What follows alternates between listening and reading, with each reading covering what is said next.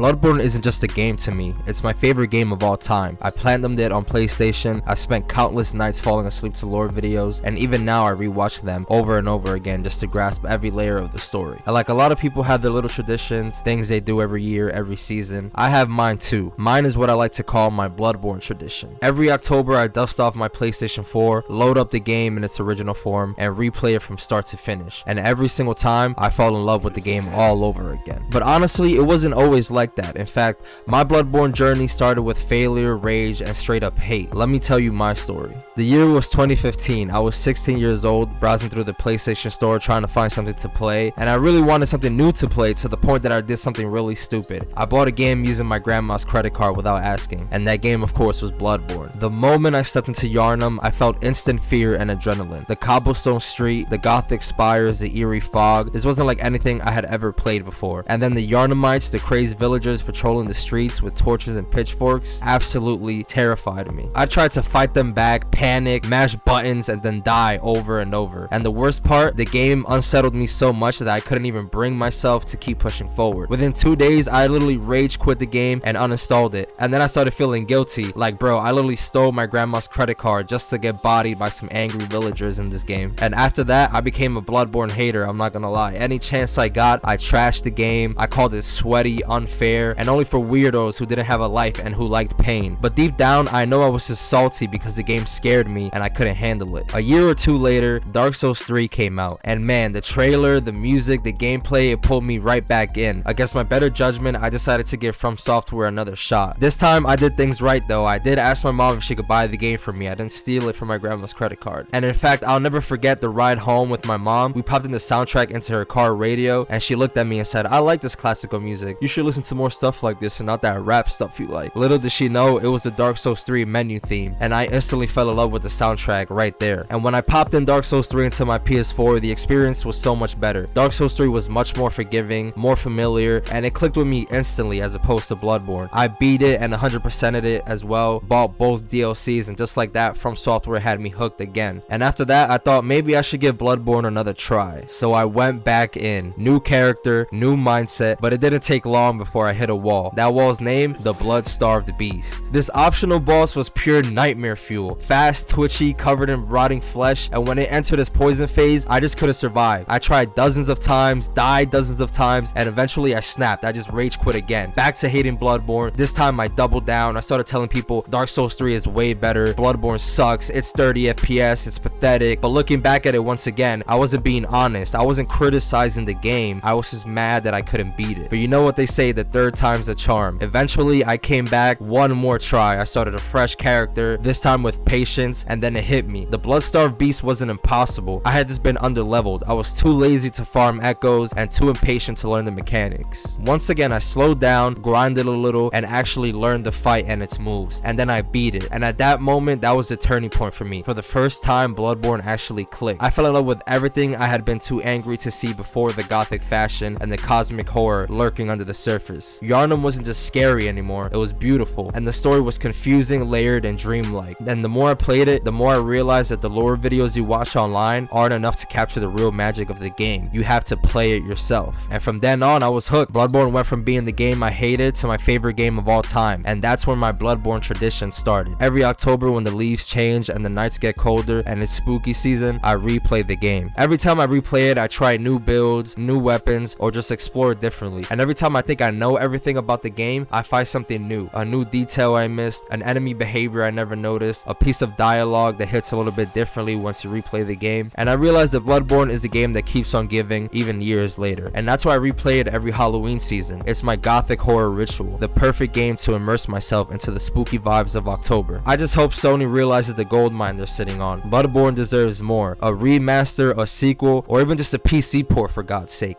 Anything. Fans have been begging for this for years. Sony, please give us some more Bloodborne. But until then, I'll keep doing my tradition, dust off my PS4 every October, light up Yharnam streets once again, and remind myself why this is my favorite game of all time. So if you've never played Bloodborne, or if you tried it once and gave up, maybe it's worth giving it another shot. Who knows, you might hate it at first just like I did, but if you push through, you might discover something truly unforgettable. And that's my yearly tradition I wanted to share with you guys. Let me know what your guys' gaming tradition is if you have one. Thank you guys so much for watching. Subscribe if you're new to my content and like horror games. games. Follow me on Twitch for when I go live. Don't forget to like and comment. I've been VanquishedKira.